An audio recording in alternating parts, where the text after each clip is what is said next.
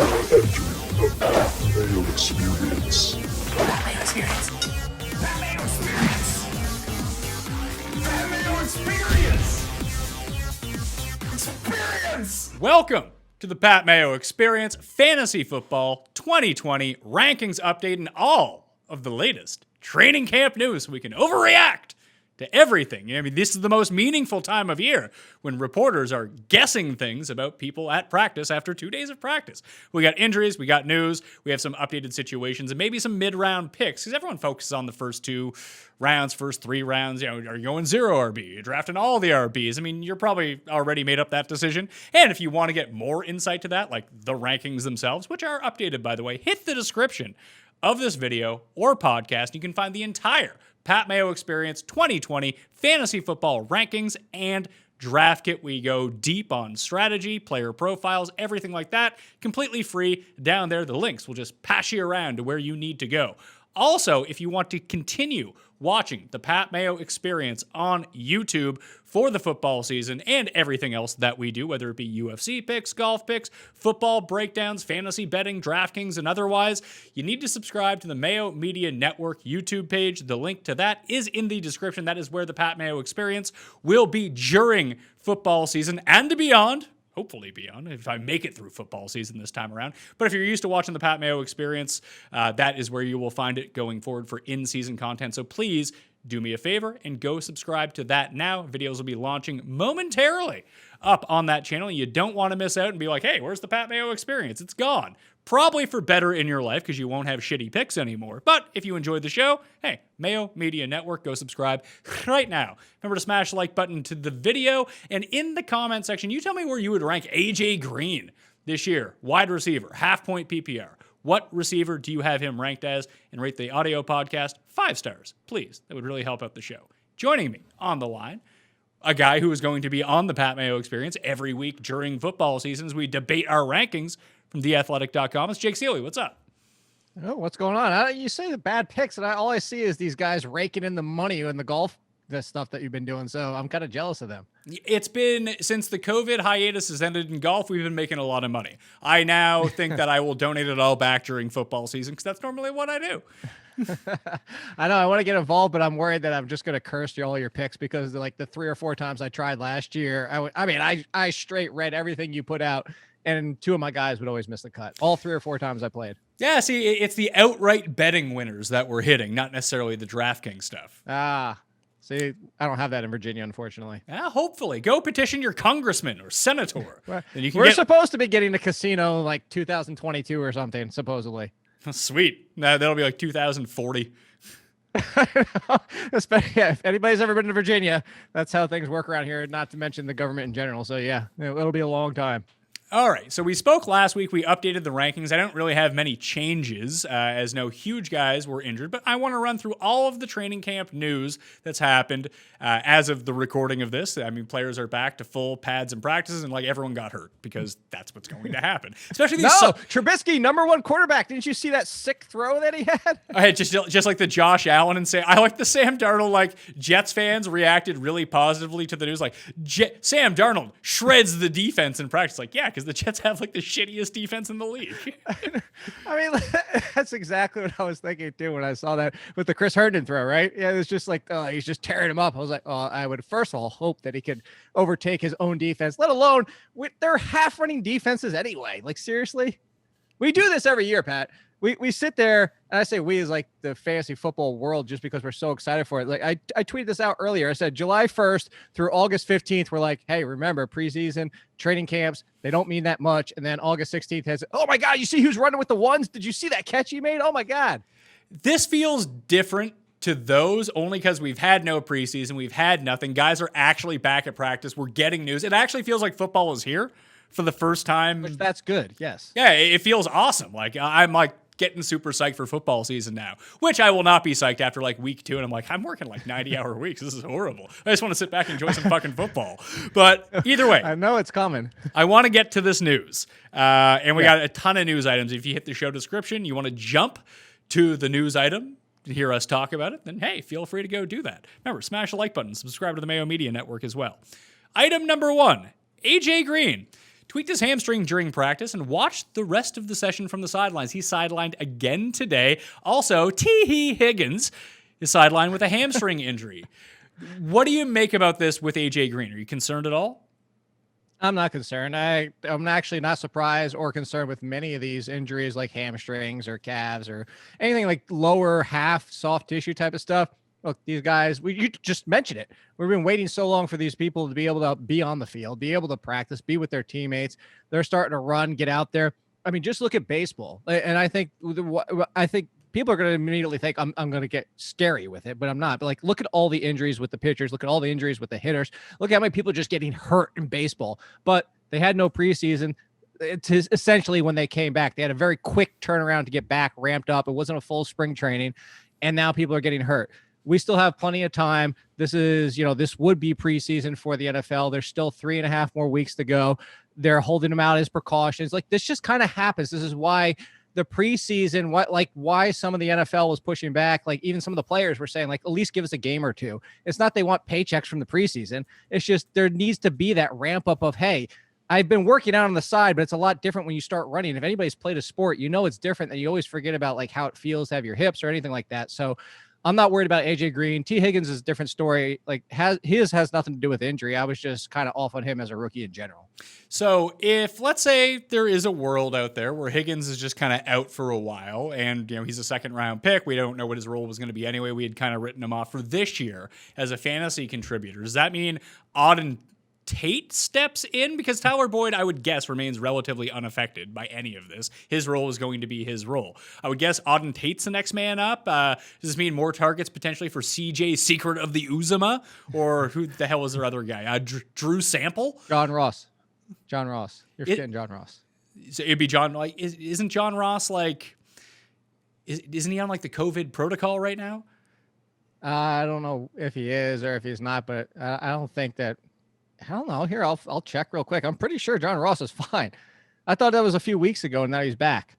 No, see, the news moves so quickly with all of this stuff. I would guess. Let's find out. I would think it would be. He left. That's what it was. He left to take care of his son after he tested. His son tested positive for COVID. So that was a week ago. So John Ross is fine. Assumingly that's going to be weird. Is he let back immediately, or does he have to go through the testing because his son had? That's going to be weird. So I guess, let's assume John Ross isn't back until the end of preseason. So yes, I think the next one up would be Auden Tate, but I don't know if I'm going to get very interested in anybody on this team. I think it would just be assuming AJ Green's fine, Tyler Boyd's fine. Then it'll be Joe Mixon's maybe seeing finally some more work in the passing game. You mentioned Uzma as the tight end. I think that's really all we need to be concerned with. It kind of feels like the Seahawks. You don't really want to mess with the third wide receiver. For AJ Green right now, would you go AJ Green or Tyler Boyd in drafts?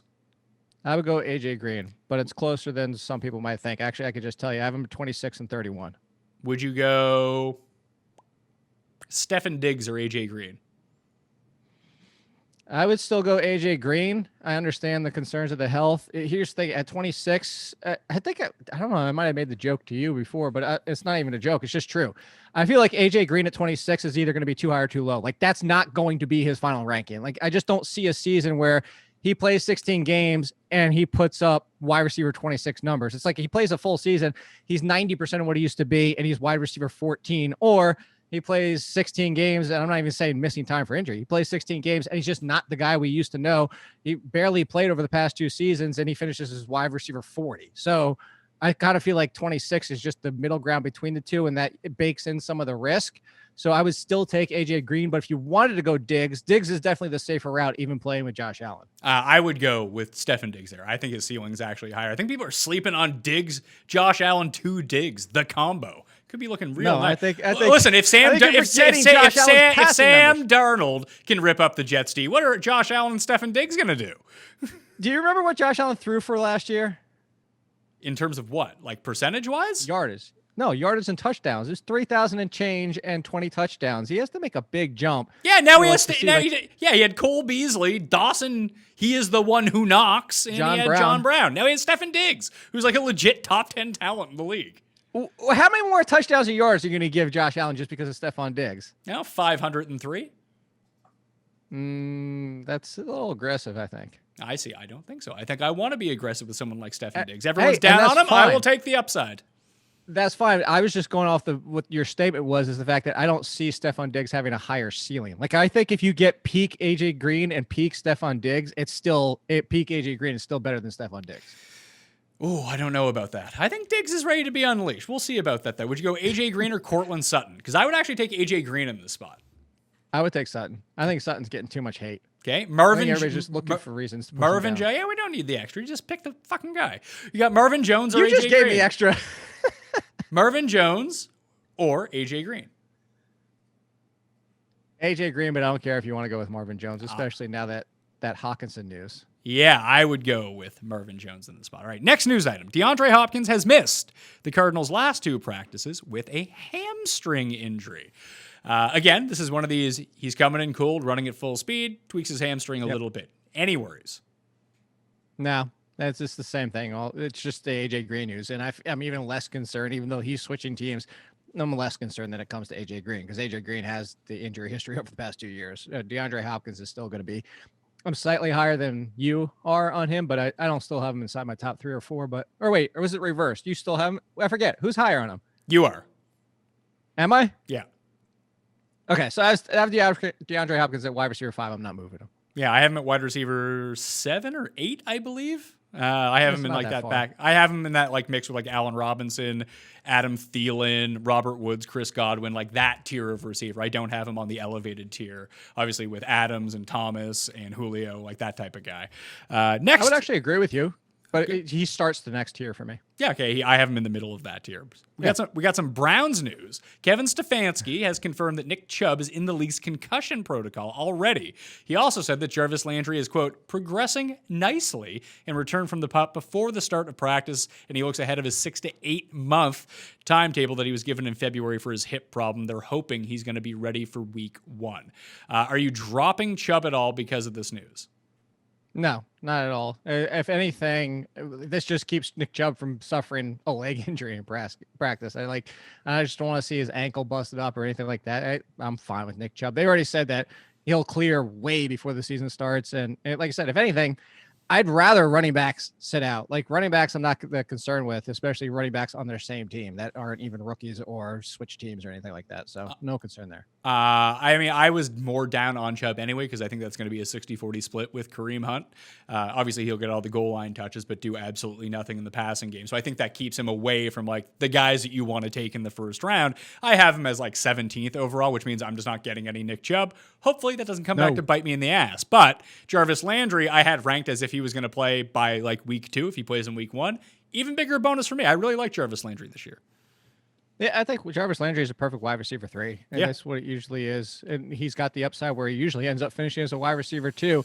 It's just he's that consistent. He's going to get you 11, 15, 12, maybe a 9 or 8 here or there. But it's always in that.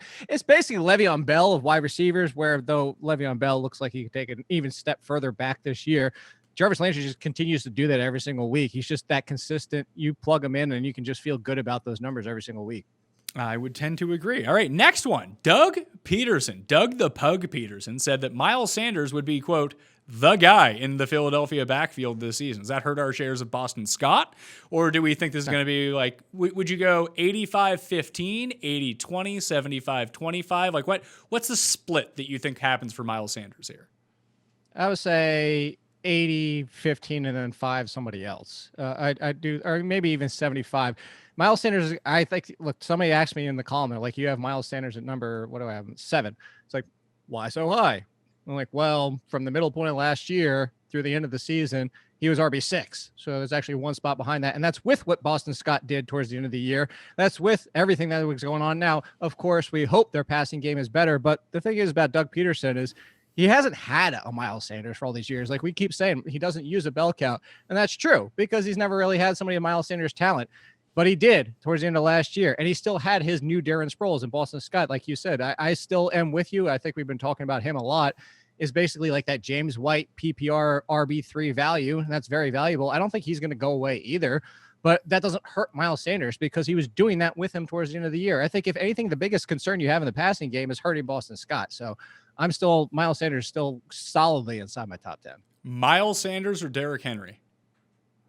Well, I'd still go Derrick Henry, but I mean, I think Derrick Henry's getting too much hate. Like, here's the only argument against Derrick Henry: he gets hurt. That's the only argument against him. I mean, that and he doesn't do anything in the receiving game, which I'm not too concerned about because he more than makes up for it in the other aspects of fantasy football. So it's not that big of a and deal. he might this year because Darrington Evans is already fumbling the ball through practice. Yeah, but it's not like he was coming off the field anyway. It's not like when LaFleur was there and there was like always a 65-35 with Dion Lewis. Like last year, it was just Derrick Henry, and they still didn't. No, but there were occasional. Basically, just give him. Can we get like Derrick Henry maybe like just 2 targets a game, maybe 3? I mean, if he catches one of those as he does in like that flat and just starts running, I mean, half the time when he catches one, he goes 40 yards. And it's just a different element to your offense, too. You can sneak that by. I just doubt that that's probably something they'll want to hide for a bit and then go to it if they need to. Would you go Miles Sanders or Joe Mixon? Miles Sanders. Kenyon Drake or Miles Sanders? Miles Sanders. Dalvin Cook or Miles Sanders? Dalvin Cook. Clyde Edwards-Helaire or Miles Sanders?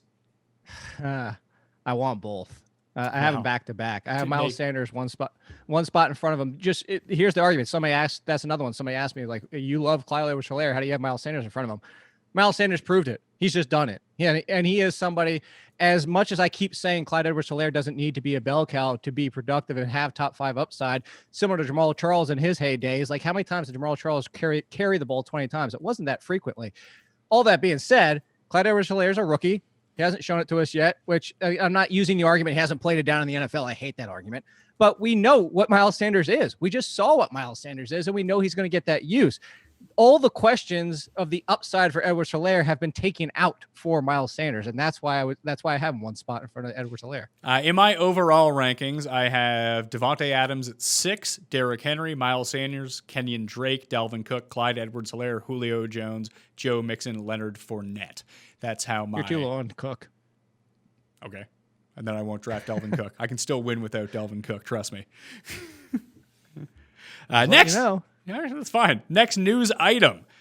Damiere Byrd, the Coco Beware of the NFL, the Birdman, is looking.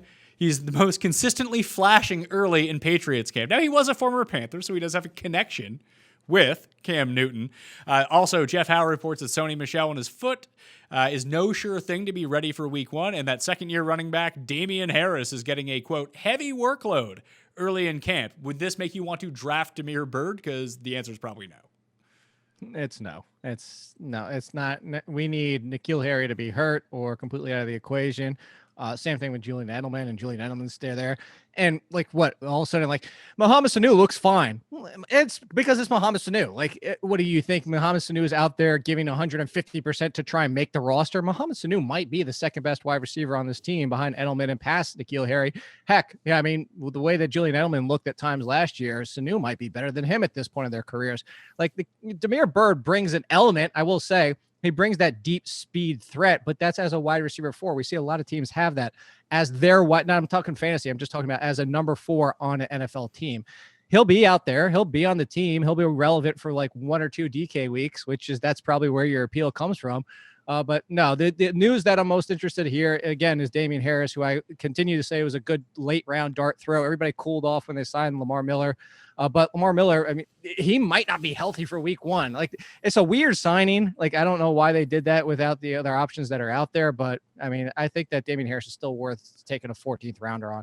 Damien Harris currently in drafts in the past week is going at ADP 161, as high as 106, as low as 229. I'm with you. Like, he's one of my targets of guys that could be the starter on their team in the later rounds, which you just don't really find anywhere in drafts.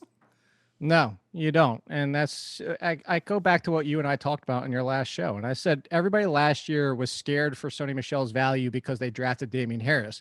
Damien Harris got hurt, essentially was a non-factor for his entire rookie season, mostly because he was so far behind. And then you're not getting Belichick's trust that easy. But people were scared for Sony Michel because of Harris's talent. And now Harris is back at 100%. That's a lot to say. He's back at 100% right now. He looks like the best health option right now in that backfield outside of James White. Cowboys head coach Mike McCarthy. I keep forgetting that he's their head coach. I got to get my football brain back turned on. I was like, oh yeah, they fired Jason Garrett. That makes more sense. Yeah, he's off coaching Daniel Jones now. Yeah, he's running laps. Joe Judge Judy is making him run laps down there, coaches and players if they screw up. But Mike McCarthy said that CeeDee Lamb is going to line up on the outside as well as in the slot. Can you rank the Dallas wide receivers for me for fantasy this year? I would say yes, but I have not a lot of confidence in it. I would go Cooper, then I would go Gallup, and then I would go Lamb.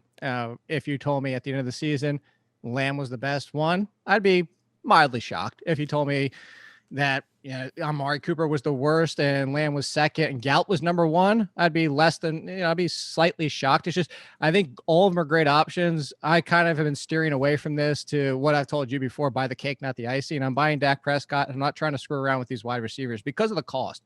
Amari Cooper's cost is still at wide receiver 1. He could easily fall to number 2. He could be wildly inconsistent, even more so than he already was last year. Gallup could take a step forward, but still be inconsistent because you're bringing in a talent like Lamb. Like if you said, the Broncos drafted Lamb instead of Judy, we'd be having the conversations about Lamb that people are having about Judy and being worried about Courtland Sutton and like, what is Judy going to do because he's so good? Like that type of talent coming to this team, somebody's going to get left out every single week. Somebody's going to get left out in the season. You can't have all three of those. The excitement for Blake Jarwin, Zeke getting his share of the backfield. Like, what is Dak going to throw the ball 700 times? It's just not going to happen. Right now, CeeDee Lamb has an ADP of 90 over the past week. Where's Gallup has an ADP of 72, and Amari Cooper has an ADP of 37. I think of those three, I like the 72 tag on Michael Gallup. I do like. I was gonna say I like Gallup there. He's basically falling into the 7th round.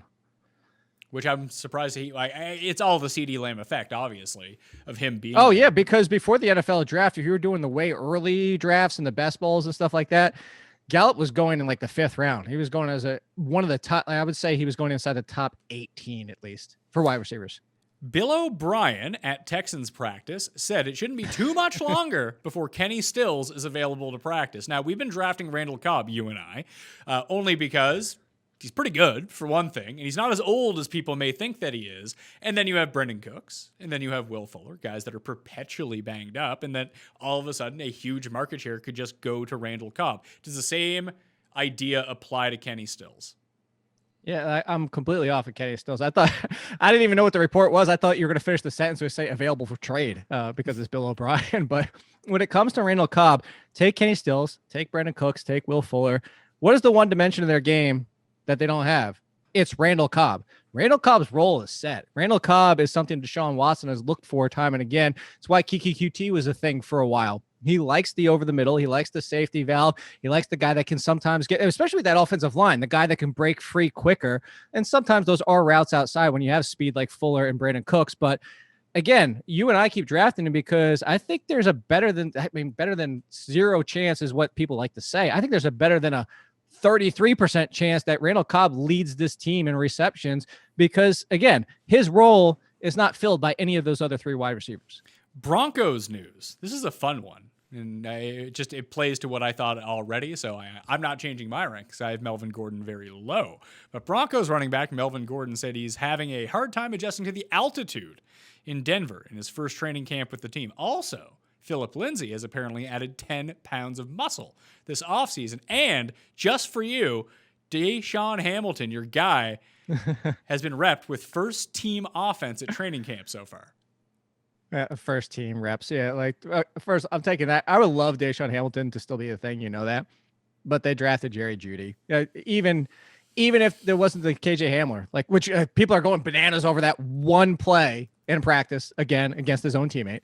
But if even not KJ Hamler was there, DeAndre Hamilton would be the slot 3rd option at best. And, that pains me as a fan of his, but that's an aside. The Melvin Gordon thing, I don't care about the altitude. He'll adjust at time or whatever it is. Melvin Gordon, the excitement for him, I didn't really ever get. I've had him as a low-end RB2 this entire time.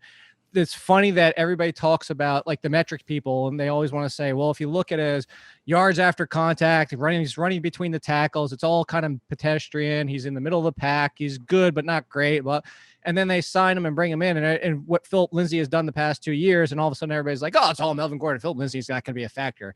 And like you said, it's happy because we've talked about it, you and I think that Melvin Gordon deserves to be a low-end RB2, and I wouldn't be surprised if this is like a 55-45 every single week, and some of the weeks, Phillip Lindsay's going to have the better game. Phillip Lindsay currently is ADP 96, Melvin Gordon 27. Yep. Give me all the Phillip Lindsay there. Yep, I have so much of him on all my teams, and I have 0 of Gordon so far. Yeah, I have, well, he's ADP 27 right now. In my overall rankings, I believe I have him at number 49. So no chance I'm ending up with old Melvin. I mean, I have Melvin Gordon. You said 27 overall? 27 overall, yeah, is where he's going. Oh, God. I have him at 22 for running backs alone. So here are the guys that he's going around in overall drafts right now. So on the list, it's Chris Godwin, George Kittle, Kenny Golladay, Allen Robinson, Melvin Gordon, James Conner, Todd Gurley, Odell Beckham, Mike Evans, Le'Veon Bell, Leonard Fournette. That's really low for Leonard Fournette. Like, Leonard Fournette's a better running back than all of those guys for fantasy. I would take Leonard. See, I'm legitimately concerned. Well, you and I have talked about Leonard Fournette. I have Leonard Fournette 18. I'm right behind Gurley and Connor, but not that low when we talk about Melvin Gordon. But all those wide receivers, I would take all of them before. And that's the big thing too. We talk about roster construction a lot on your show. The reason I'm out on Melvin Gordon too is just because I'm usually drafting wide receiver at that point, because I make sure to get a running back in the first 2 rounds, if not 2 running backs. So by the time Melvin Gordon's coming off the board, I'm drafting wide receivers anyway, because you just mentioned all the names he's going by, and I'm taking all of those wide receivers before I take. Even if I already have a wide receiver, I'd still take another before I took Melvin Gordon as my 2 there. I don't know if this actually qualifies as news, but Peter King, quote, guesses that O.J. Howard, then Cameron Brate, and then Rob Gronkowski. That'll be the total snap order for the Tampa Bay Buccaneers this year, despite the fact that Gronk is still going inside the top 10 at tight end. Maybe you just don't want any of these tight ends? Look, I understand where he's coming from. If I am picking any of them, it's Gronk. It's not even a question for in my touchdowns, mind. Though. It's all the touchdown. Like, even if he plays the limited snaps, guarantee you his snaps are coming on from like the 10-yard line in. And that was exactly going to be my point. Is first of all, like we talk about a lot of times too, when it talk about snap counts for tight ends, and you want somebody to be out there. And then you look at the flip side of it, is actually O.J. Howard and Cameron Brate are the perfect example before Gronk was even there. We talked about all the time is like the snap counts are similar. O.J. Howard's out there a lot, but O.J. Howard's asked to block. Cameron Brate is running routes. When Gronkowski's on the field, he's going to be on the field to run routes and be a target for Tom Brady. Additionally, what you just said, inside the 5, inside the 10, end zone specific targets. Like, I'd still taking Gronk. Of course, there's a lot of risk, but I don't think the risk has to do with worrying about the snap count of the tight ends. I think the worry is just what is Gronk. But I almost feel better that he took off what was almost like 2 years now at this point.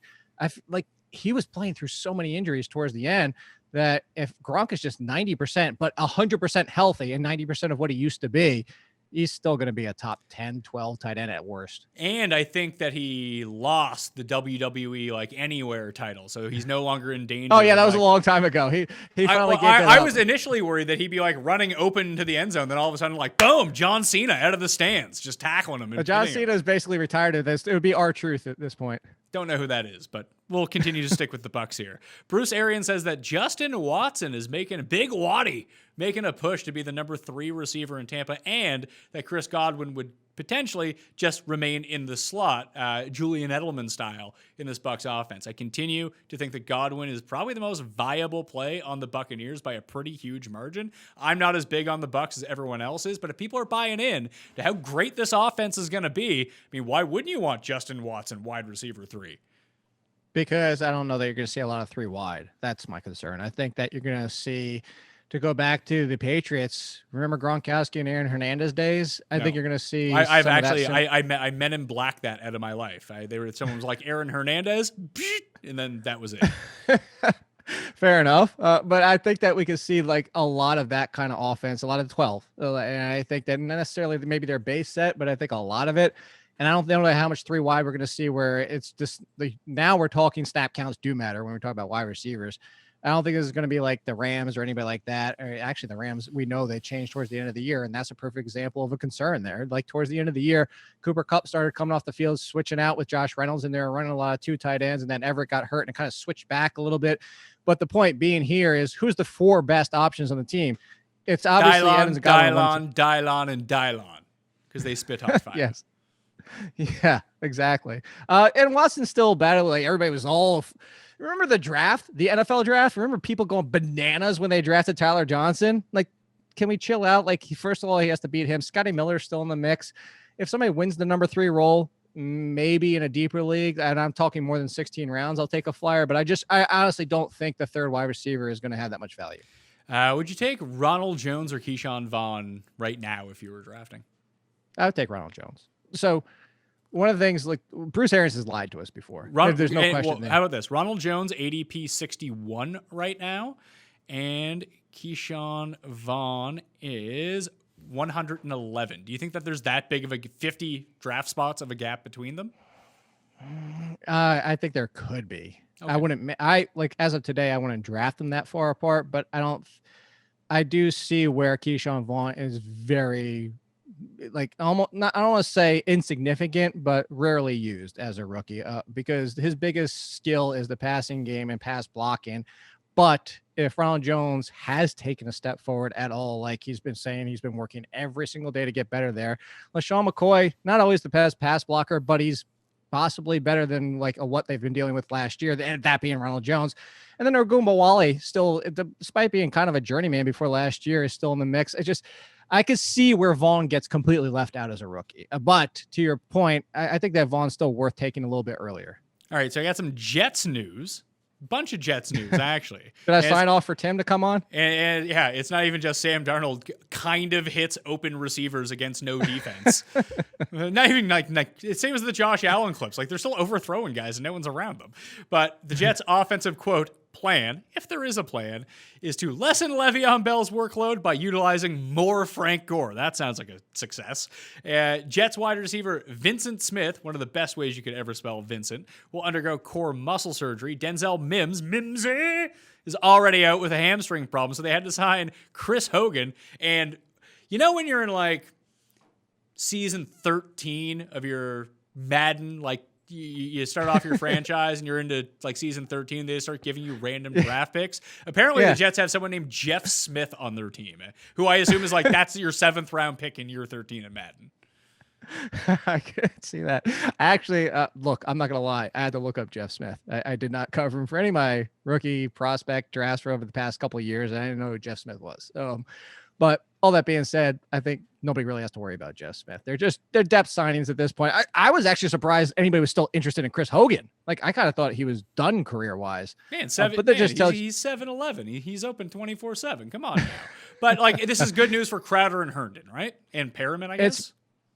I would say, yeah, Perriman, Crowder and Perriman. Like Perriman is coming in and he's Robbie Anderson for this team now. And I'm not saying that he's going to have that success we saw at the end of last year. Yeah, but Rashad Perriman is like secret 74 years old.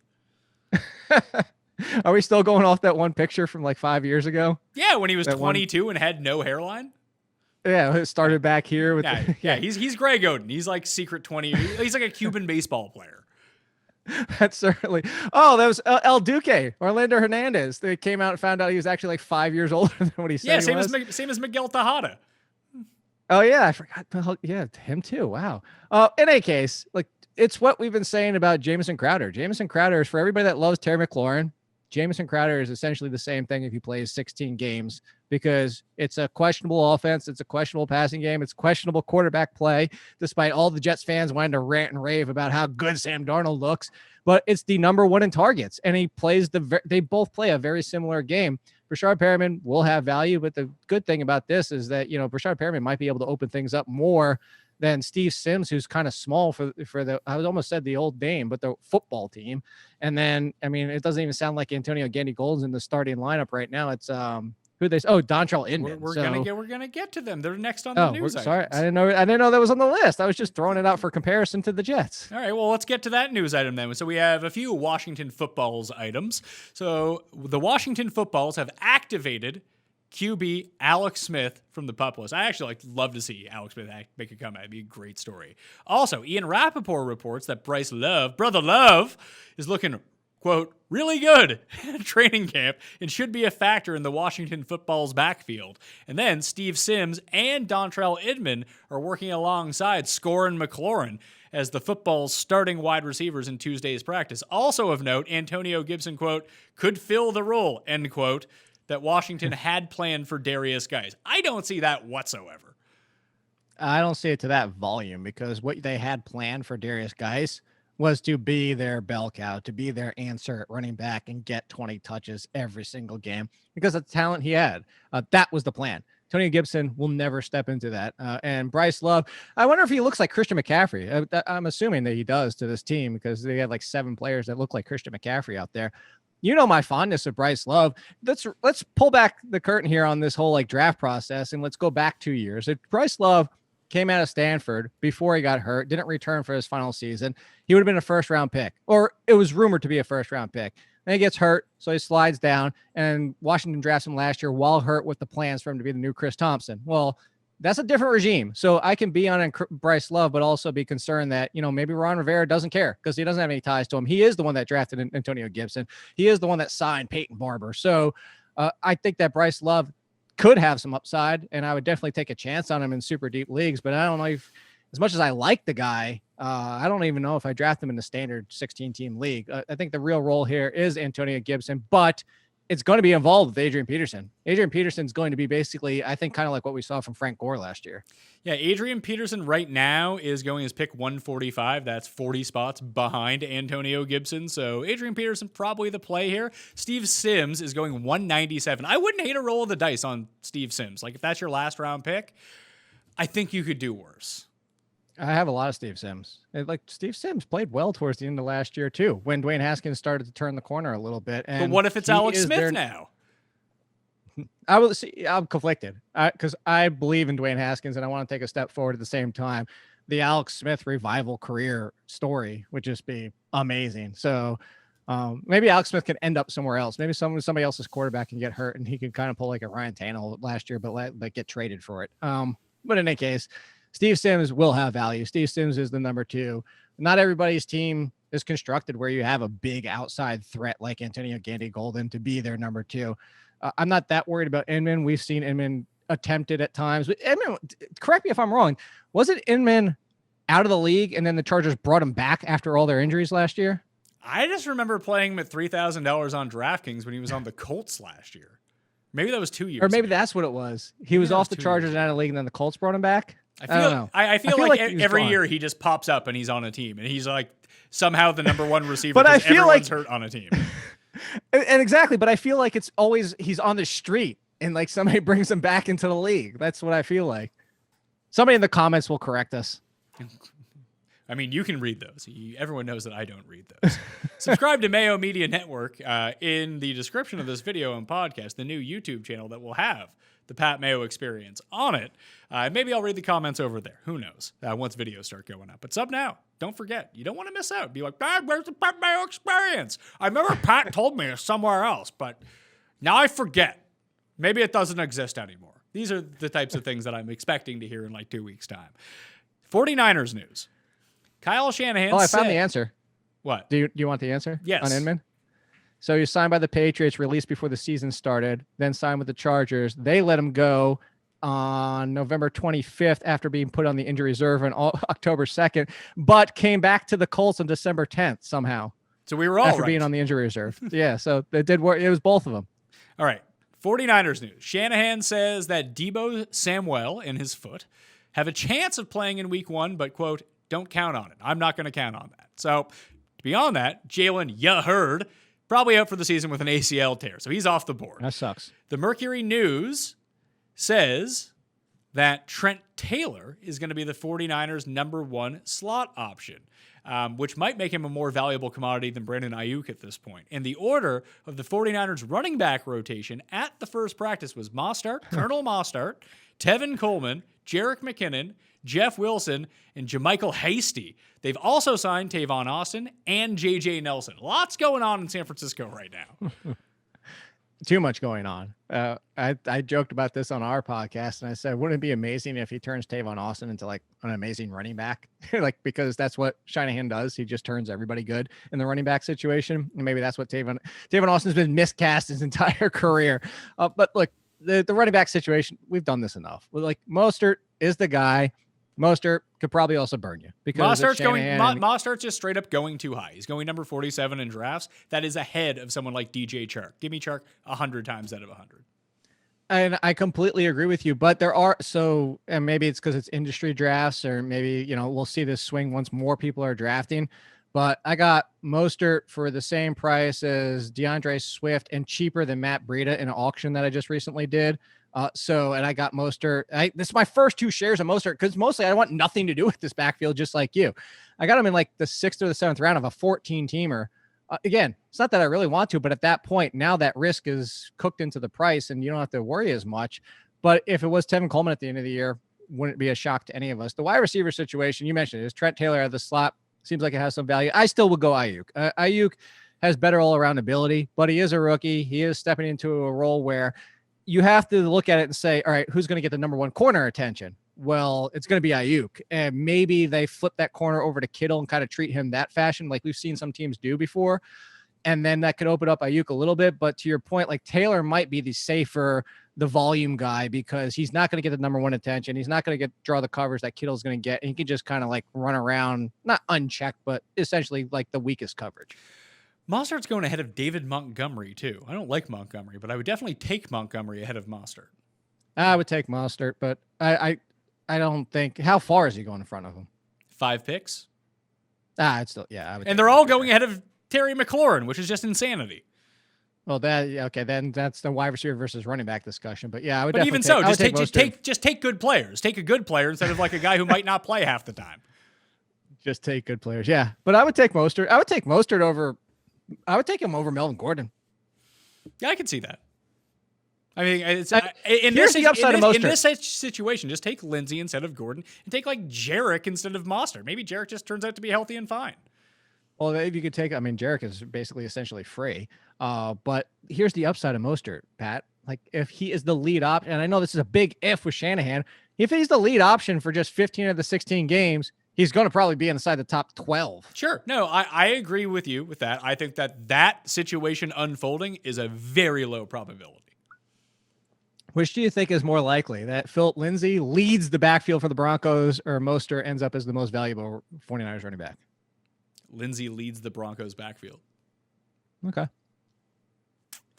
Raiders, rookie wide receiver, flying Bryan Edwards is getting first team reps over your guy, Henry Ruggs. You scared? No, I'm not at all. First team reps. We're going to keep doing this. Like, Henry Ruggs was out there too.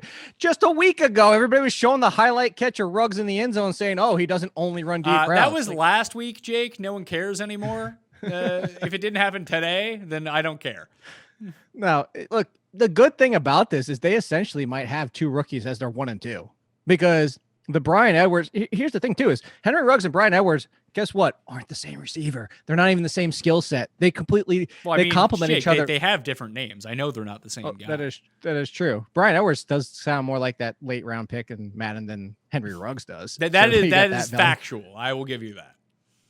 But here's a good thing is, like, there are already rumors that Tyrell Williams is going to be the 3rd option. Yeah. I thought he was going to be the 2nd option. I still think he's in the mix, but Bryan Edwards is pushing Tyrell. He's not pushing Ruggs. Ruggs is pushing for the number 1 attention from Derek Carr. Jaguars news. Josh Oliver, the tight end, suffered a broken foot at practice on Monday. So he's going to be out for a while. That leaves Tyler Eifert as the Jags starting tight end. They're going to have to throw. They're a terrible team. Like, all of their defensive line is out. They're going to give up a ton of points. They're going to be constantly chucking. I think this is good news for Minshew Walk as a fantasy sleeper this year, especially with the running he gets up to. I think he's going to be pretty good as a last round guy, as a streamer, 2nd quarterback in a 2 quarterback league. Let's go, Gardner. Fire yourself up. But do we want any Eifert? Nando does. Oh, Nando God. DeFino, my boss. Pass then. Pass. If Nando wants him, I'm out. This was before Josh Oliver even got hurt. He was right. What was that case then? I'm going to tell you the case. It's very simple. It's who the offensive coordinator is. It's Jay Gruden, and Jay Gruden likes to use his tight ends, and that was his case. That Tyler Eifert played 16 games. Actually, if you asked probably 100 people, I wouldn't be so shocked if like 70 of them said that Tyler Eifert didn't play 16 games last year, but he did. But that was his argument. Jay Gruden, a passing offense, that's the targeting the tight end, and that's where the Tyler Eifert value comes from. I thought he was a little bit crazy when he said it, and I'm still not that on with Tyler Eifert, mostly because of Tyler Eifert at this point of his career, even if he is playing another 16 games. We just saw how terrible he looked over 16 games. He has definitively lost a step. But, what are you going to do here? D.D. Westbrook can absorb the middle of the field. Chris Conley still outside. I just feel like, what are we hoping for? At best, he's fourth because he gets ahead of Chris Thompson in the passing game. That's my concern here is where does Tyler Eifert check in? I feel like he checks in fifth in targets. What are you doing with your boy Shenholt? Is he going to be the wide receiver too? Chenault?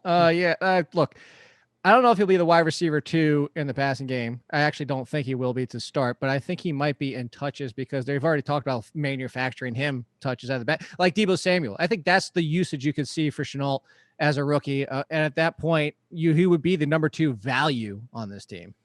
Okay. Next news item, the Raisins, the California Raisins, or the Baltimore Ravens, I always get them confused, are expected to bring in free agent wide receiver Dez Bryant for a workout. Would you draft Dez? Is this before signing or after signing? If he signs. If he signs, I would probably take him the same place I'm taking Miles Boykin as a late round flyer because Miles Boykin, I like his talent. I think he's going to be touchdown volume though. It's going to be, 1 week 30 yards, 1 week 20 yards, next 70 and a touchdown. It's not going to be consistent. It's not going to be enjoyable. I hate the best ball argument. Great in best ball. Everybody's great in best ball. I feel like these are more DK plays. I just want Marquise Brown and Mark Andrews and really nothing else in the passing game. Just because Lamar Jackson is similar to Josh Allen. They're not going to throw for 4,000 yards. They're not going to throw for 30 plus touchdowns. Well, I mean, Lamar Jackson might again, but you're looking at that is that even if he does do that, it's going to be very touchdown based. So yeah, I would take Dez, but I would take Dez where I was taking Boykin, which means I'm probably not getting Dez. While I'm still getting Boykin, I'm not going to be getting Dez because people are going to go crazy for it. I don't know if people are going to be all in on that. It's just like Antonio Brown's going to do the rounds. Maybe he'll end up coming back after. Do you not his remember suspension. when Dez signed with the Saints? Saints, yeah. Then he tore his quad or something, didn't he? Yeah, but at the same time, once he signed, people lost their damn minds for him. That was different though. That was mid-season. You could pick him up for free. Saints? It was the Saints. You could pick him up for free off the waiver wire. It's different when you're drafting a guy who's been out of the league for 3 years now. Okay, so how about this? Let me throw one at you. How about Steve Sims or Dez Bryant? Sims. Okay, that's fair. How about Paris Campbell or Dez Bryant? Paris Campbell, the Frenchest receiver in the league. I will take him. Randall Cobb or Dez Bryant? Cobb. I don't like this passing game for the Ravens. You can like individual pieces fine, like Lamar, because he does more than just through the air, obviously. Mark Andrews, he's a focal point, but I don't like Marquise Brown. I like him as a player. I would like to play him on DraftKings every third week, but I don't want him in my season-long fantasy football lineup. He is being drafted right now at wide receiver, overall number 63. The receivers in his range right now, Keenan Allen, Devontae Parker, T.Y. Hilton, Stefon Diggs, A.J. Green, Tyler Boyd, Michael Gallup. I would take all of those guys before Marquise Brown. I have all those guys in front of him, and I love Marquise Brown. I'm surprised he's going that high. Well, I will disagree with you on one thing. I will have a lineup every single week where Marquise Brown is in it. I will play him 16 weeks. Play the Ravens stack lineup every single week. It's a smart move. But do you because you want it to hit once every 4 weeks? I think it'll hit more than that this year. I think he'll be DeSean Jackson for DeSean Jackson's 2-year peak, where you're going to get 12 out of 16 you'll be happy with. I mean, there is a chance that this season DeSean Jackson can outscore Marquise Brown. There is. I mean, that's another one you didn't even bring up. He still has his 4.3 speed running out there in practice. Of course. Guy gets deep, then he'll pull his hand. How has he not pulled his hamstring yet? He pulls his hamstring every year anyway, but apparently he's fine. He's got that speed for days, man. Who are all these corners that are getting burnt already in like the first and second day of practice? That's what I want to know. It's tough to run those drills, run backpedaling and running backwards. It's much easier to run forwards in the offseason before you get into full contact drills. Lions news for you. TJ Hawkinson said his ankle is still, quote, not 100% after rehabbing through the offseason. Does that put him behind like the Fants, the Gesicki's of the world to you? I think it does. I've been campaigning for Hawkinson. What? Herndon? Yeah. No, I think so. Like I said, I've been campaigning for him this entire offseason. He was my breakout tight end for this year. And that was all with the assumption that'd be ready by week 1. It was a shorter than normal layoff, but it was a very long layoff. And that's why when he says it's still not 100%, now I'm concerned because you've had a lot of rehab time. Yeah, it was towards the end of the season, but it was still before the end of the season. So he has all essentially most of December and now all of this year up to this point, and it's not 100%. What's going to change from practicing today from week till week 1? We have 3.5 weeks.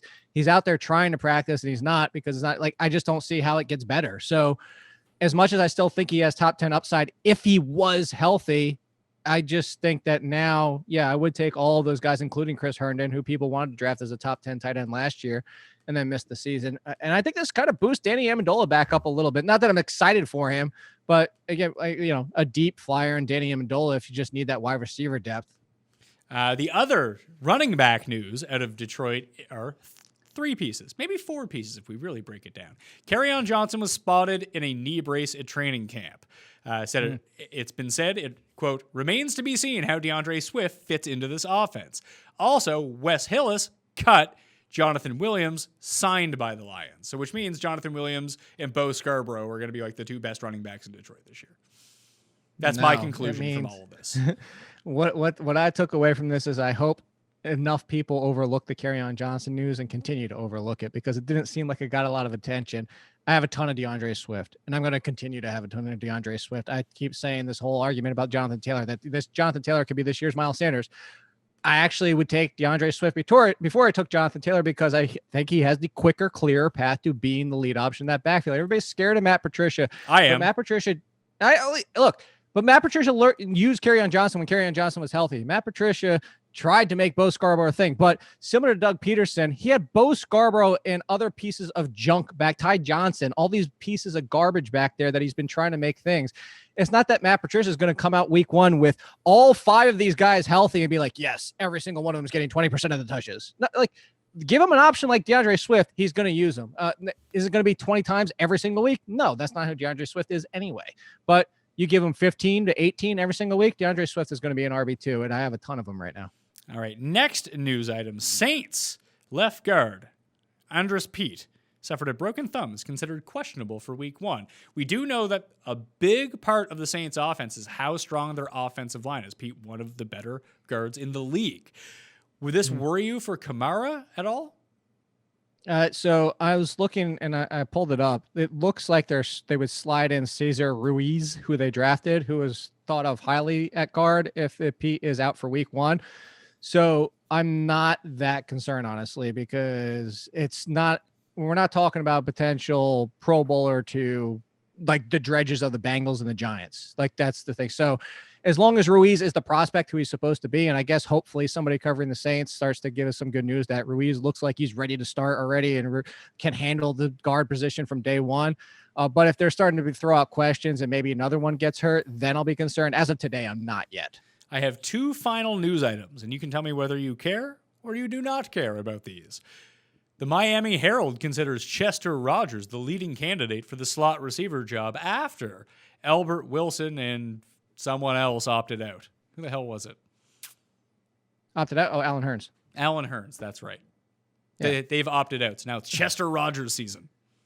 So don't care. Also, just real quick before somebody says, well, actually, in your comments, it looks like Ruiz Why do you care? Why do you guard. care about the comments so much? Because I like the people to like appreciate what we're telling them. I mean, that's the point.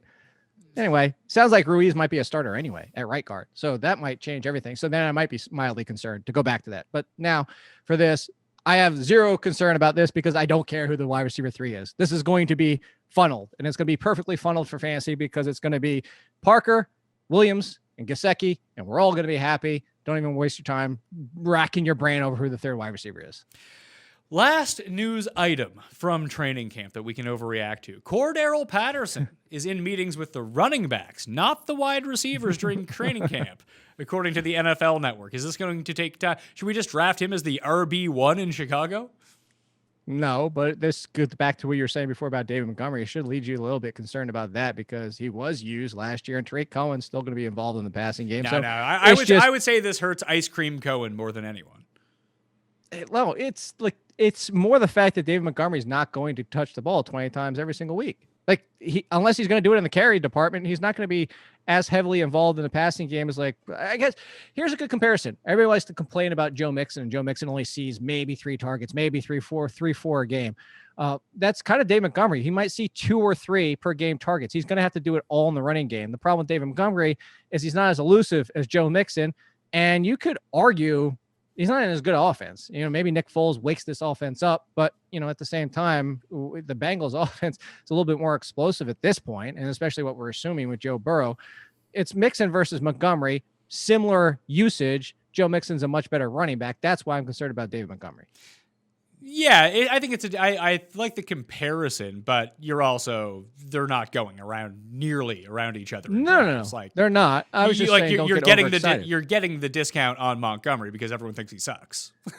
Yeah, but where you were earlier, where you say you would take David Montgomery, I still wouldn't. I still had David Montgomery slightly lower, and that was what I was going back to. Okay, so 2 more news items have popped up since we've been talking here. Yeah, and anything that we go. didn't cover means it actually hasn't happened yet as we're recording the show, even though by the time you watch or listen to this, it may have happened in reality. The Athletic's Mark Cabloy reports that Big Ben is throwing with, quote, nice velocity in practice and appeared to be short-arming passes in Monday's practice. Big Ben, in or out? I'm in on Big Ben. I'm also in on you getting somebody from my own company's name right. It's Caboli. So can we do that? You'd be surprised how little I care. I'm not. I know you well enough at this point. I'm in on Big Ben just for one reason. Just 2 years ago, 5,000 yards. And I don't think they're going to throw for 5,000 yards again, but it's still Big Ben who's going to continue to sling the ball as much as he always has. And that aggressive offense, the healthy James Conner, and a litany of options to be there as number 2. I mean, he does have 3 wide receivers. Like, one of them should step up as the number 2 alongside Juju Smith-Schuster. And he's got Eric Ebron is already chirping on, Twitter that he should be a top 10 tight end in fantasy. And like, tongue in cheek aside, as long as Ben Roethlisberger is anything close to what he used to be, he's still one of the better fantasy options. And the good news here is why I'm in on him. Because what is he, like the 18th quarterback off the board? Yeah. Like, he's going in the same range like Cam Newton's going in. Cam Newton will start to climb. He should start to climb.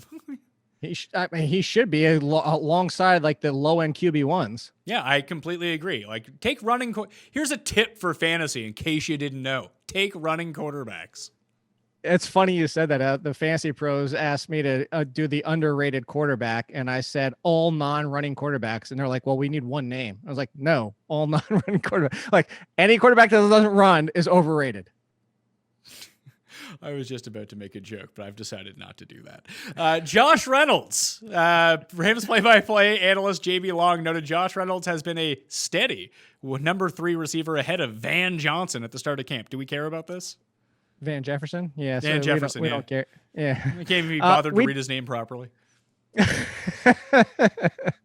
We don't care because I don't think that was I guess people maybe thought that from the draft. This was Josh Reynolds' role as the number 3. My interest, I thought you were going to lead this up with that he was contending with Cooper Kupp for snaps so far. Like that's again, my concern with this offense is Cooper Kupp going to go back to 90%, or is he going to fall into that 60 to 70% with Reynolds at that 30 to 40% at the end of the season, which we saw. That Josh Reynolds is the number 3. Yeah, they got 2 spots, 1 cup. That's how this is going to work. So, 2 spots, 1 cup. There it is. Remember, that's a law. That's going to become outdated soon, where people aren't going to know anything what you're talking about. You mean something that happened like 15 years ago isn't already outdated? I'm just saying we're getting close. I'm talking about like kids, not like the youths not knowing. That's fine. Then they're going to go look it up and react in horror. Don't look it up. Anyway, Jake Ciely at AllInKid on Twitter. Tell everyone what you got going on at theathletic.com. This week I have Fantasy Football 101. I was interested. I think, yeah, I guess we're doing this so much. We assume a lot of people know a lot more and more advanced than they are. No. People tuning into the Pat Mayo experience. No, but I'm actually going to be doing some instructional videos on how to gamble on the NFL, just because people don't know what the minus in front of things means. And I'm with you. Sometimes I forget about that too, because we just talk about it like it's, old hat, but there's a lot of people getting into either fantasy football. I think there's more people who need to understand how to bet on football than fantasy football at this point. But I acknowledge that there's still a lot of new people coming in. Yeah, I got quite a few questions, like doing my first auction this year, or we're finally switching to Fab and stuff like that. So the 101's coming out, and then the one after that, you keep talking about ADP. This was actually Nando's idea. They're going to do my rankings versus ADP, like where my biggest gaps are for my guys versus where they're coming off the board. All right. Is he going to be like Tyler Eifert, number 1? Oh, of course. 100%. I love you, Nando, if you're watching, which you're not, but just remember, I do love you. Podcast. Tell everyone where they can find it. Oh, All in Sports. That's out there on all the things out there. And all the podcasts. Yeah, all the podcasting networks. And then the one at The Athletics, just the Athletic Fantasy Football Podcast. That's actually 5 days a week now. I'm on it twice. They've kind of just made it one show with a rotating cast of characters. I don't even know. Yeah, cast of characters. Yeah, that's a good way to put it. All right. You can follow me at the PME, Twitter, Facebook, and Instagram. Remember, if you want Jake to read your comment, just write it, because apparently he's just trolling the comments at 24/7, waiting to see what people say about him. And you can do that if you subscribe to the Mayo Media Network, which you can find the link to subscribe to that YouTube channel in the description of this podcast and video. Please go do that. Do me the solid and check that out. My entire draft kit also in the description of this podcast and video. You can find my rankings up on DKNation.com. They will be updated to right now. All right. I'm Pat Mayo. Thank you all for watching. I'll see you next time. Pat Mayo experience. Experience.